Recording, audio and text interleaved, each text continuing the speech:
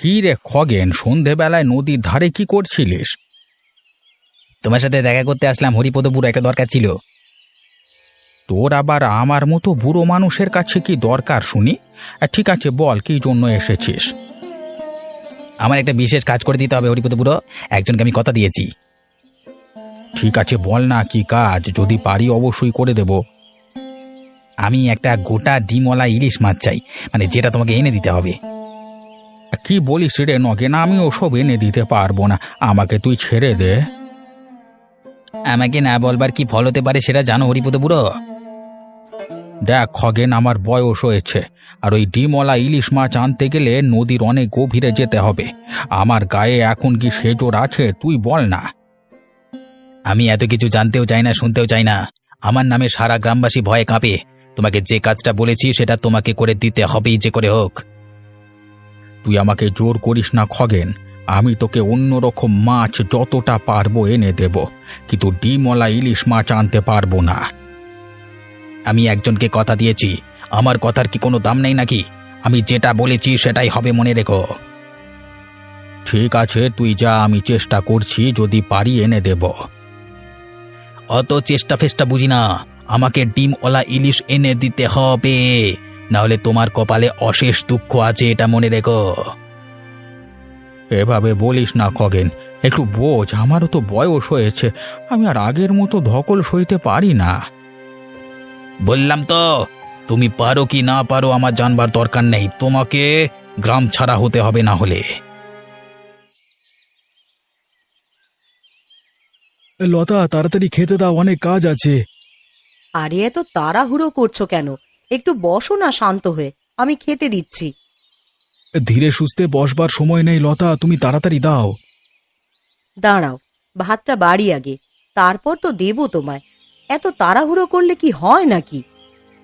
দেখতে পাচ্ছ না লতা, আকাশের অবস্থা ভালো না, যখন তখন বৃষ্টি নামতে পারে। হ্যাঁ, সে তো ভালো কথা, তাহলে চাষটাও ভালো হবে, তাতে এত তাড়াহুড়ো করার কি আছে? তাড়াহুড়ো করবার কি আছে মানে?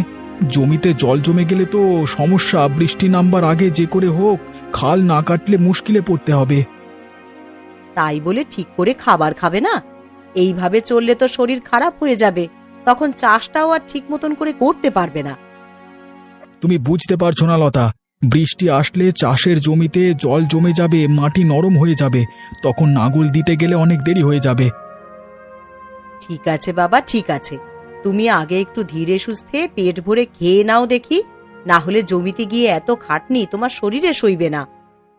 সে যা হয় হোক, তুমি তাড়াতাড়ি খেতে দাও লতা, আমি খেয়েই জমিতে চলে যাব। এই তো দিচ্ছি, এত তাড়াহুড়ো যে কেন করো সেটাই বুঝি না। কষ্ট কি আর এমনি করি লতা, তুমি তো জানোই আমার পেশা চাষবাস করা, নাগল না চালালে খেতে পাবো কি করে? ঠিক আছে, সকালবেলা তো নাকে মুখে খেয়ে চলে যাচ্ছ, দুপুরে তাড়াতাড়ি চলে এসো কিন্তু। আজকে আর নদীতে যাব না, বুঝলে? কেন গো, নদীতে যাবে না কেন? আজকে শরীরটা তেমন ভালো না, আর আকাশের অবস্থাও তো ঠিক লাগছে না, তাই যাব না। নদীতে না গেলে মাছ পাবে কি করে? আর মাছ না পেলে টাকা আসবে কোথা থেকে? ও ঠিক আছে, একদিন না গেলে এমন কিছু হবে না, একদিন একটু আরাম করে নিই, তারপর কাল থেকে আবার যাব। কিছু হবে না মানে? নুন আনতে পান্তা ফুরোয়, তা তুমি জানো না? আর এই বুড়ো বয়সে এসে এত আরাম কিসের? আরাম করলে কি আর পেট ভরবে? একটু বোঝো, আমার শরীরটা আজকে সত্যি ভালো লাগছে না। যত দিন যাচ্ছে তোমার বাহানাও দিন দিন বাড়ছে। ঠিক আছে, যেতে হবে না আজকে, পেটে গামছা বেঁধে শুয়ে থেকো আর কি।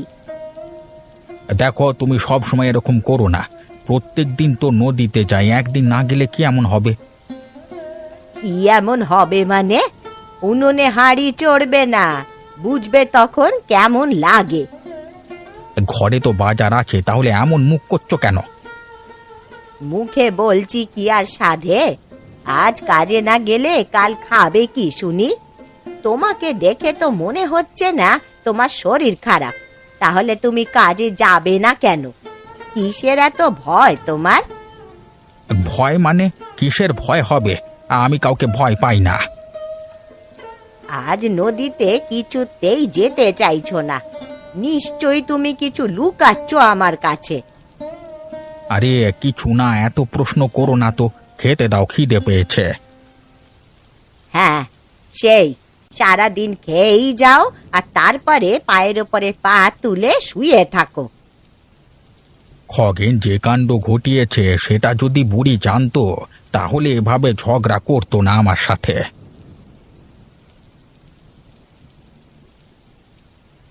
কিরে খগেন, তোর তো দেখাই পাওয়া যায় না, থাকিস কোথায়? কোথাও যাসনি যখন তাহলে দুদিন কাজে আসিসনি কেন? কাজকর্ম ছেড়ে দিনের পর দিন ঘুরে বেড়ালে পেট চলবে তো তোর? মোড়ল মশাই, কাজ তো করতেই হবে, কাজ না করে তো চলবে না, সে তো আমিও জানি। কিন্তু এই কাজের যা পারিশ্রমিক আপনি দেন তাতে আর হচ্ছে না, ভাবছি একটা নতুন ব্যবসা শুরু করব আমি। সে তো ভালো কথা, তা কি ব্যবসা করবি আর টাকা পাবি কোত্থেকে? সেসব কথা বলতেই তো এসেছি আজকে আপনার কাছে।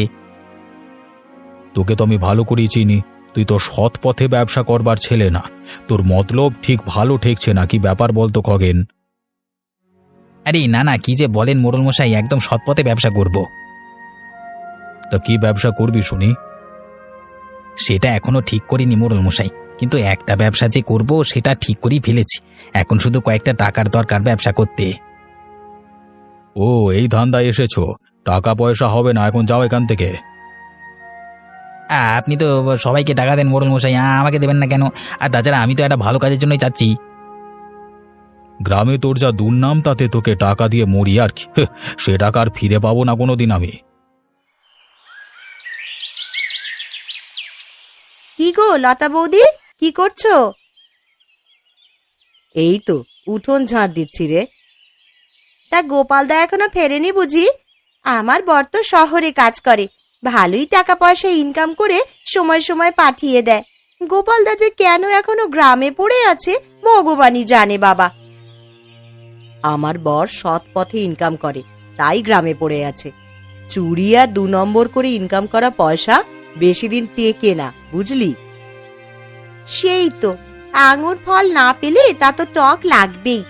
তোমার বর তো শহরের কাজই শেখেনি, ওই সারা জীবন চাষের জমিতে লাঙল টেনেই জীবন কাটিয়ে দিল। কি আর করবে বলো? নীলিমা, তুমি অন্যের ব্যাপারে এত নাক গলাও কেন? আর তাছাড়া তোমাকে কে বলেছে যে আমরা কষ্টে আছি? আমরা অভাবে থাকি বা বিলাসিতায় থাকি তা তো তোমার দেখার কোনো দরকার নেই।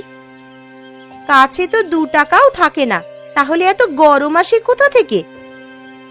মনে রেখো, টাকা দিয়ে সব কেনা গেলেও সুখ কেনা যায় না।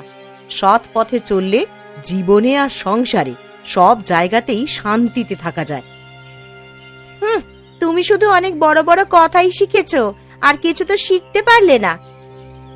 ঠিক আছে, তুমি যাও এখন এখান থেকে, আমার অনেক কাজ আছে, আমায় কাজ করতে দাও।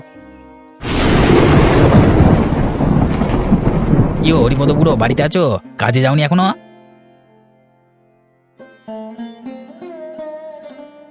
আজকে আমার শরীরটা ভালো না, আর আকাশের অবস্থাও ভালো না, নদীতে গেলে খুব সমস্যা হবে। আরে কালকে তো পুরো নদী চষে ফেললে, তখন তোমার শরীর খারাপ হয়নি? ভয় লাগেনি? খালি ছক্কা পাঞ্জা কথা, তাই না? তুই বুঝবি না খগেন, নদীর যা অবস্থা, এখন নৌকা উল্টে গেলে কি হবে বলতো? তোর বাপ আসবে বাঁচাতে? মুখ সামলে কথা বলো হরিপদ বুড়ো, আমার ক্ষমতা সম্পর্কে কিন্তু তোমার কোনো ধারণা নেই। বুড়ির তো কোনো জ্বালাই নেই, এই যে নদীতে গেলে মাছ আনলে কটা টাকা হয় সে তো বোঝে না, বুড়োর মাথাটা পুরো গেছে।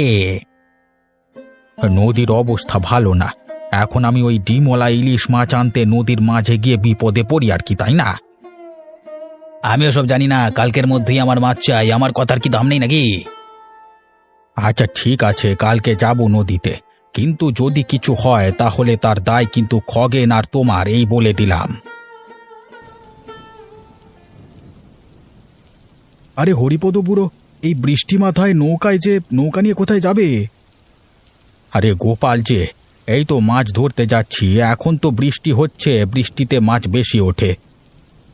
তোমরা থাকো তো 2 বুড়ো বুড়ি, এত মাছের কি দরকার?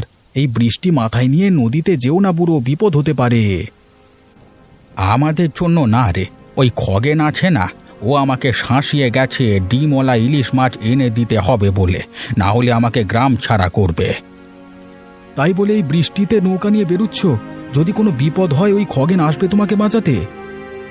কি করব বল গোপাল, এখন বুড়ো হয়েছি, গায়ে জোর নেই, তাই খগেন জোর জুলুম করে। তাছাড়া অভ্যেস আছে, অসুবিধে হবে না। অভ্যেস থাকলে কি হবে? তোমার কি আর আগের মতো গায়ের জোর আছে নাকি যে মানে যা হয় সহ্য করে নেবে? আর যদি না যায়, খগেন আমাকে বাঁচতে দেবে না রে বাপ, শান্তি নেই জীবনে। তার থেকে একটু ঝুঁকি নিয়েই দেখি। তোমার মাছ ধরতে যেতে হবে না। খগেনকে কিছু একটা বলে দিও ক্ষণ। এখন চলো, বাড়ি চলো ঘুরো। না রে না, বাড়িতে গেলে গিন্নি আবার চেঁচাবে। তুই বাড়ি যা, আমি দেখি যদি ডিমওয়ালা ইলিশ মাছ পাই।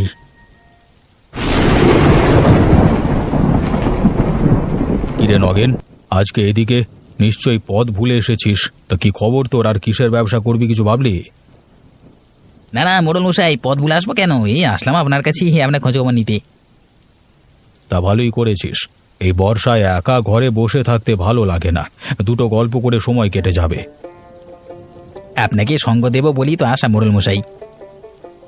জানিস তো খগেন, এই বৃষ্টিতে ডিমওয়ালা ইলিশ মাছ ভাজার যে কি স্বাদ বলে বোঝানো যায় না। মোড়ল মশাই, আপনার ইলিশ মাছ খেতে ইচ্ছে করছে আগে বলবেন তো, আপনার জন্য তো আমি সবসময় হাজির। আপনার খেতে ইচ্ছে করছে যখন, কালই আপনার জন্য ডিমওয়ালা ইলিশ মাছ নিয়ে আসবো, মন ভরে খাবেন। তা হঠাৎ আমার ইলিশ মাছ খাওয়ার ইচ্ছে পূরণ করবার কারণ কি? কারণ আর কি হবে মোড়ল মশাই, আপনি এই গ্রামের সম্মানীয় ব্যক্তি, মোড়ল মশাই বলে কথা। আপনার খেতে ইচ্ছে হয়েছে, তা আপনার কথা কি ফেলতে পারি? আপনাকে কালকেই টাটকা ইলিশ মাছ খাওয়াবো, আমি দেখবেন। হ্যাঁ, আসল কথাটা কি ঝেড়ে কাজ তো খগেন। আসল কথাটা কি আর মানে আর কি, মানে আমার ব্যবসায় আপনি যদি কিছু টাকা ঢালতেন। পথে আসো বাছাধন, তাই বলি এত মাছ খাওয়ানোর তারা কিসের? নিশ্চয়ই কারোর কাছ থেকে ধান্দাবাজি করে নিয়ে এখান খাওয়াবি, তাই তো? না না, ছি ছি ছি ছি ছি ছি, এমন কেন করব? আপনাকে বাজারে সব থেকে বড় এবং টাটকা ইলিশ মাছ এনে খাওয়াবো। ঠিক আছে, তুই আগে মাছ নিয়ে আয়, তারপর তোর ব্যবসা টাকার কথা নিয়ে ভাববো।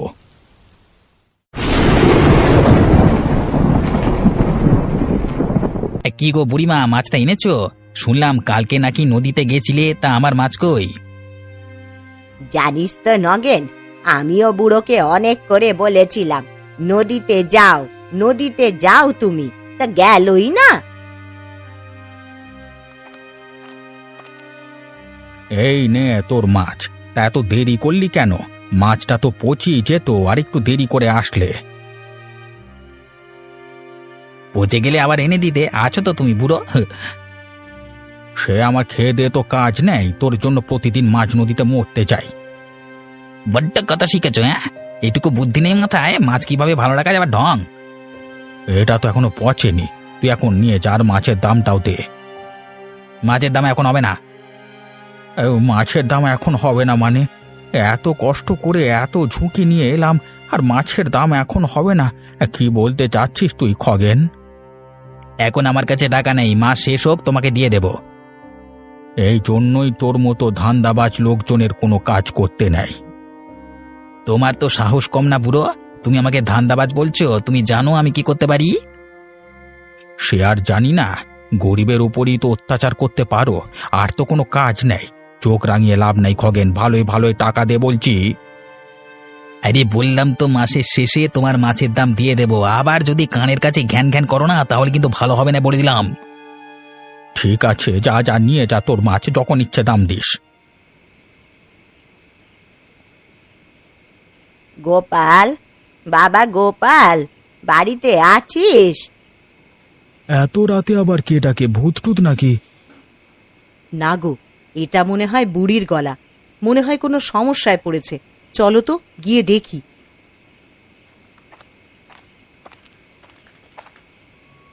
কি হয়েছে? এত রাতে তুমি ছুটতে ছুটতে এলো যে, কি সমস্যা নাকি? আরে গোপাল, বুড়োটা মনে হয় মরেই যাবে রে আজকে। কেন, কি হয়েছে হরিপদ কাকার? গায়ে ধুম জ্বর, পুরো গা আগুনের মতন ছেঁকা দিচ্ছে রে। নিশ্চয়ই সে বর্ষার দিনে নদীতে যাওয়ার পর এই জ্বরটা এসেছে। হ্যাঁ রে, মনে হয় ওই দিনের পরই জ্বর এসেছে। বলছিল শরীরটা কেমন ম্যাজ ম্যাজ করছে। আরে ওই কাকার গায়ে জোর নেই, ওকে বললাম যেও না নদীতে, কে কার কথা শোনে, বললো অভ্যেস আছে, এখন বোঝো ঠেলা। অমন বলিস না গোপাল, এখন কোনো একটা ব্যবস্থা কর, না হলে যে মানুষটা মরে যাবে রে। ডাক্তারবাবুকে ডেকেছো? না রে, আগে তোর কাছেই ছুটে আসলাম, তুই কিছু একটা কর গোপাল। বুড়ো ওই খগেনের ভয়ে বৃষ্টিতে নৌকা নিয়ে না গেলে আজকে এমনটা হতো না। আমি কতবার করে বারণ করলাম, এখন কোথায় সেই বজ্জাত খগেন কে জানে।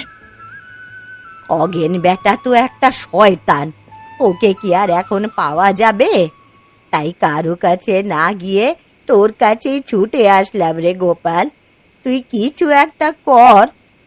আচ্ছা তুমি যাও বুড়িমা, আমি ডাক্তার ডেকে আনছি। মোড়ল মশাই, মোড়ল মশাই বাড়িতে আছেন? কে এত রাতে চেল্লাচিল্লি করছিস?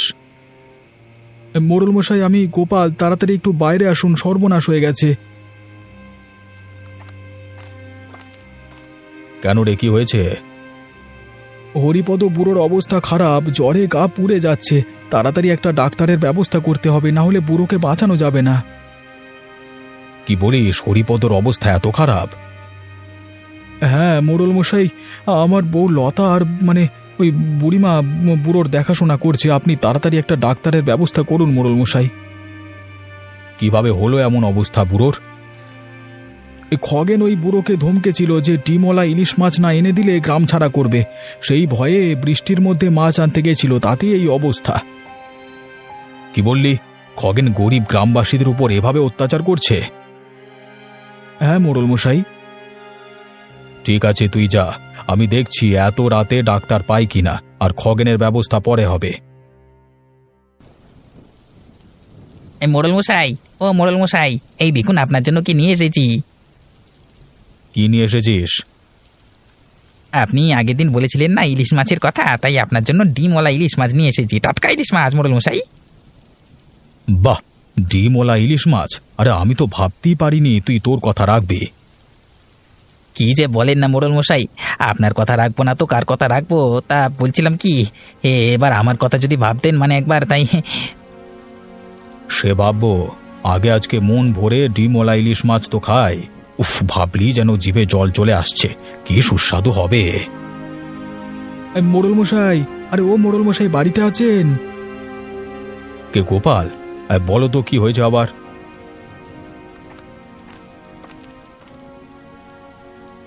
কি হয়েছে মানে?